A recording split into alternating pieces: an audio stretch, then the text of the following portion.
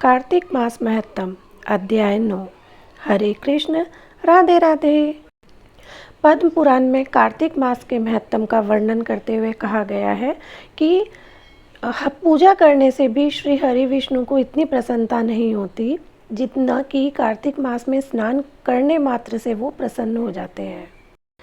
इसीलिए सभी पापों से मुक्ति और भगवान कृष्ण की प्रीति प्राप्त करने के लिए प्रत्येक मनुष्य को कार्तिक मास स्नान करना चाहिए। अगर पूरे महीने आप स्नान नहीं कर सकते हैं कार्तिक स्नान, तो आप 3 दिन या 5 दिन या लास्ट के जो 5 दिन होते हैं ना, वो कहते हैं वो भी अगर आप लास्ट के 5 दिन में आपने स्नान कर लिया कार्तिक स्नान, तो वो स्नान भी पूरे महीने के कार्तिक स्नान के बराबर ही माना जाता है। अंतिम के जो 5 दिन है उसमें पंचभिखु जो व्रत होता है उससे भी कार्तिक मास में जो व्रत होता है वो उन्हीं के बराबर हो जाता है। मतलब लास्ट के अगर 5 डेज़ आप कार्तिक स्नान कर लेते हैं वो पूरे महीने के तुल्य हो जाता है, और लास्ट में जो पंचभिखु व्रत है वो कर लेते हैं तो वो भी कार्तिक मास में जो व्रत किए जाते हैं उसके तुल्य हो जाता है। और अब करते हैं सर्वप्रथम सर्व पूजनीय श्री गणेश जी महाराज को याद, और करते हैं आज की कार्तिक मास महत्तम के अध्याय 9 का श्रवण। 3 लोक 14 भुवन तेरी जय जयकार, हे गणपति गण देवता हर लो दुख अपार। बोलो गणेश जी महाराज की जय।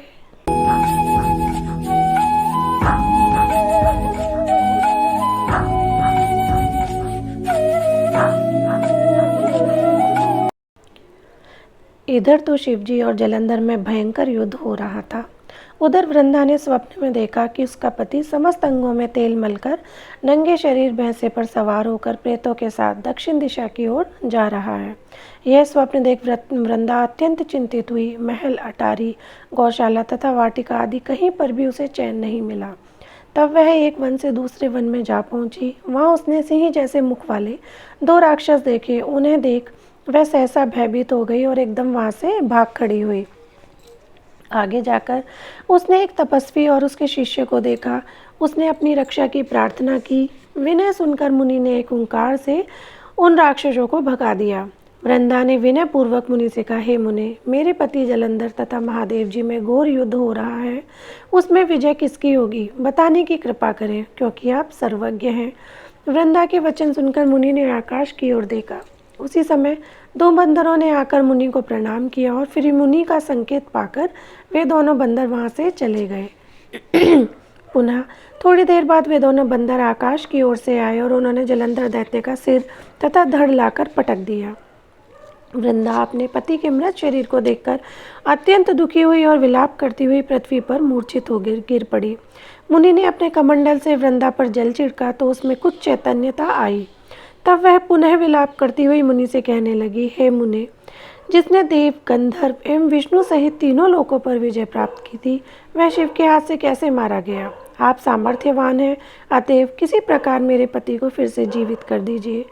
तब मुनि कहने लगे, हे भद्रे, शिवजी के हाथ मारे हुए को जीवित करना असंभव है, परंतु फिर भी हम तुम पर कृपा करके इसको जीवित किए देते हैं। इतना कहकर मुनि अंतर ध्यान हो गए और जलंधर जीवित होकर वृंदा के साथ प्रेमालाप करता हुआ आलिंगनबद्ध हो गया। वह शव जलंधर का नहीं था, वरन जलंधर के वेश में भगवान विष्णु थे। वृंदा जलंधर वेशधारी विष्णु के साथ उस वन में रमन करती रही।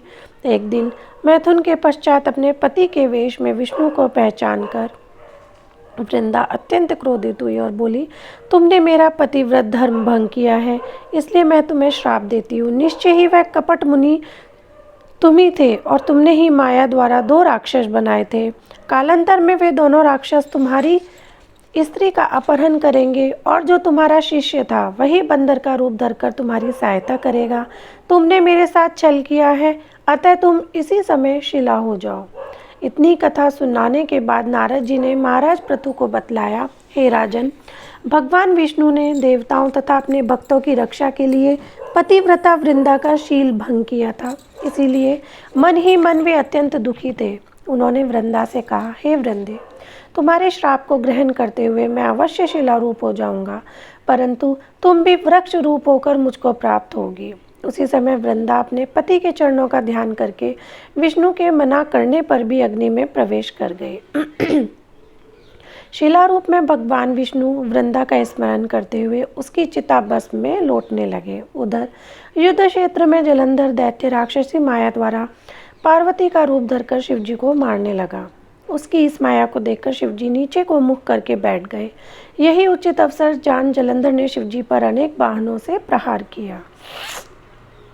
इसी प्रकार शिवजी को संकटग्रस्त देखकर भगवान विष्णु तत्काल वहां आए और उन्होंने राक्षसी माया को शिवजी को बोध कराया। तब सचेत होकर शिवजी ने अत्यंत वेग से दैत्यों पर भयंकर बाण वर्षा प्रारंभ कर दी, जिससे भयभीत होकर शुंभ व निशुंभ भी युद्ध क्षेत्र से भाग खड़े हुए। तब शिवजी ने उनको श्राप देते हुए कहा, क्योंकि तुम युद्ध क्षेत्र से भागे हो इसलिए पार्वती के हाथ से मारे जाओगे। इधर वृंदा का पतिव्रत धर्म भंग हो जाने से जलंधर का बल समाप्त हो गया था और भगवान विष्णु ने सुदर्शन चक्र अपने तेज सहित शिवजी को दे दिया। तब शिवजी ने विष्णु तेज के साथ अपना और ऋषियों के तप तथा पतिव्रता स्त्रियों का तेज मिलाकर जलंधर दैत्य पर छोड़ दिया। सुदर्शन चक्र के प्रहार से जलंधर का सिर कटकर भूमि पर गिर पड़ा।